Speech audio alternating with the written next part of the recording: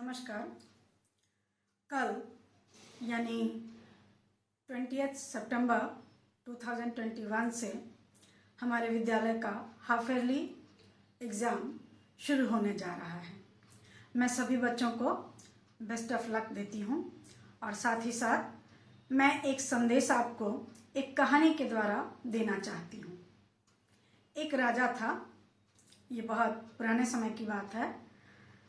उसकी कोई संतान नहीं थी, तो उसने सोचा कि क्यों न मैं अपने ही राज्य के किसी बच्चे को गोद ले लूं और उसे अपना उत्तराधिकारी बना लूं। इसीलिए उसने राज्य में ये घोषणा करवा दी कि सभी घर से बच्चे जो हैं वो आकर दरबार में उपस्थित होंगे।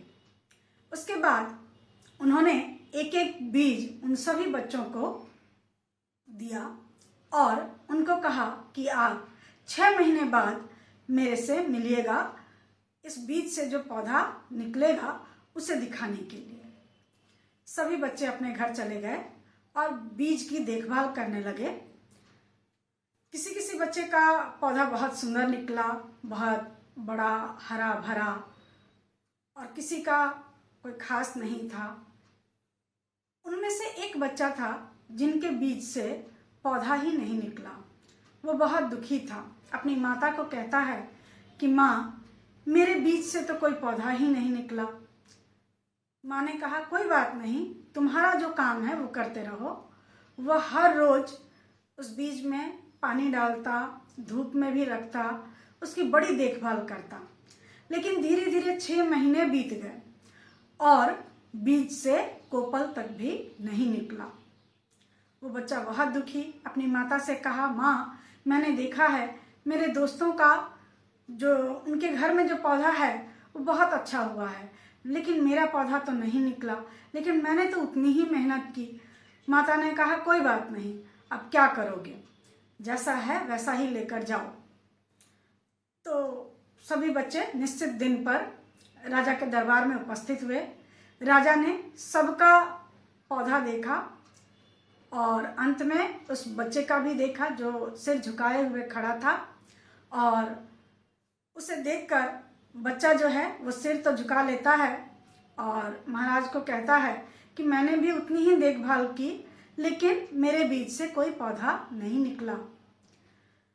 राजा ने यह सुनकर कहा ठीक है, कोई बात नहीं। उसके बाद वो मंच पर अपने सिंहासन के पास जाते हैं और वहां से वो घोषणा करते हैं, उसी बच्चे को अपना उत्तराधिकारी घोषित करते हैं जिस बच्चे के बीज से पौधा नहीं निकला था। यह सुनकर सभी आश्चर्यचकित हो जाते हैं, यहाँ तक कि वो बच्चा भी आश्चर्यचकित होता है कि मेरा तो पौधा ही नहीं निकला, फिर मैं कैसे उत्तराधिकारी बन गया। तब ये सोच ही रहा था, तब तक में राजा ने बताया कि मैंने आप सबको जो बीज दिया था उससे कोई भी पौधा नहीं निकलता, लेकिन बाकियों ने जो मुझे दिखाया ये सब उस बीज को फेंककर कोई नया बीज लेकर उसका रोपण करके पौधा दिखाए हैं। एक तुम ही इतने ईमानदार हो जिन्होंने जिस अवस्था में मैंने बीज दिया था उसी अवस्था में आपने मुझे दिखाया है। अतः इस ईमानदार बच्चे को ही मैं अपना उत्तराधिकारी घोषित करता हूँ। कहने का तात्पर्य यह है कि आप जो भी हैं वो प्राकृतिक बने रहें, नेचुरल बने रहें।